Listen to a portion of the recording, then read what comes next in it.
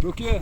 Жо, енді Мейрам, мынау қалалық коммуналдық шаруашылықтың басшысы осы спорттық бағдарлама спортының Қарағанды Федерациясының филиалының басшысы Мейрам Ысқақов.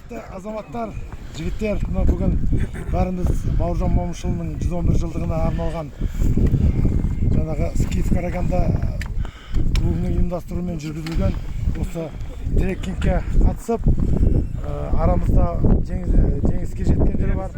Сол барлықтарыңызды жеңістеріңізбен құттықтаймын. Таяуда мынау жаңа айтып кетті.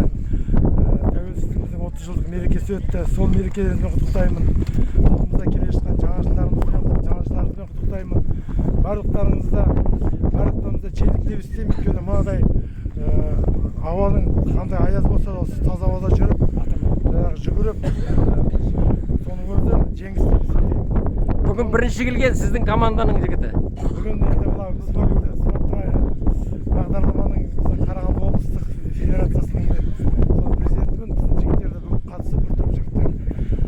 Жаңа соң біздің жігіттердің біреуі Жанболат деген жігіт бірінші келді деп естідім. Сол барлықтарыңызды құттықтаймын жеңістеріңізбен. Володя. Так, енді келесі сөзді Сарыарқа ақпарат холдингінің, медиа холдингінің басшысы, ұлық директор деп айтады екен негізінде, Қамбар Ахметов.